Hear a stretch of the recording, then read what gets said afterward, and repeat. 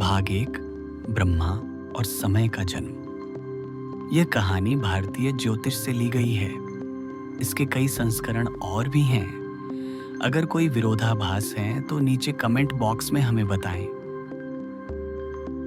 क्या हमारे जीवन के रास्ते हम चुनते हैं या वो रास्ते पहले से ही लिखे होते हैं? पुराने भारत के नियतिवादी दार्शनिक कहते थे, इस ब्रह्मांड में कुछ भी यूं ही नहीं होता। हर घटना, हर सांस, हर विचार एक ही सूत्र से बंधा है, नियति का सूत्र। परंतु भारतवर्ष में नियतिवाद के अलावा अधिकतर मत यह मानते हैं कि नियति कर्मों के द्वारा बदली जा सकती है। तो क्या सत्य है, नियति या कर्म या फिर दोनों? आइए खोजते हैं इन्हीं प्रश्नों के उत्तर अपनी इस यात्रा में। जब कुछ भी नहीं था, न आकाश, न धरती, न दिन, न रात, केवल एक मौन था और उस मौन के भीतर छिपा था प्रकाश, वह जो सबका स्रोत है।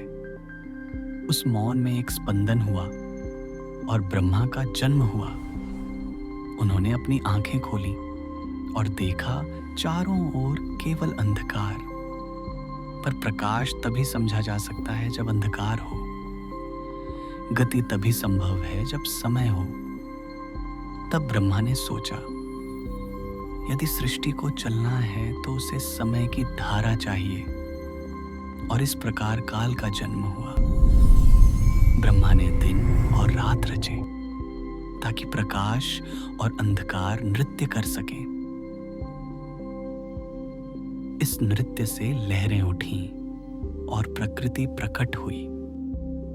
जब समय, प्रकाश और प्रकृति मिल गए, तब ब्रह्मा ने कहा, अब सृष्टि को जानने का ज्ञान चाहिए।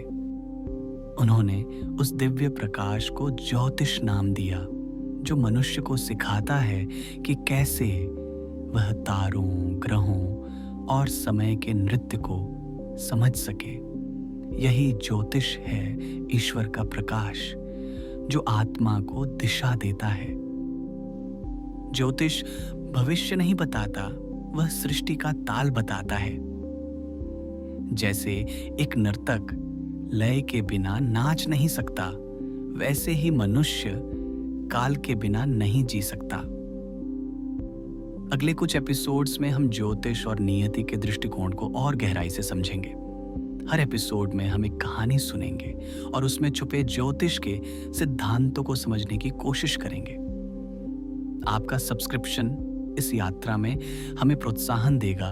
एपिसोड मिस न करने के लिए सब्सक्राइब करें, क्योंकि यहाँ हम अपने अतीत और भविष्य को समझने वाले हैं विज्ञान के दृष्टिकोण से। अगला एपिसोड, नियति और नारद मुनि।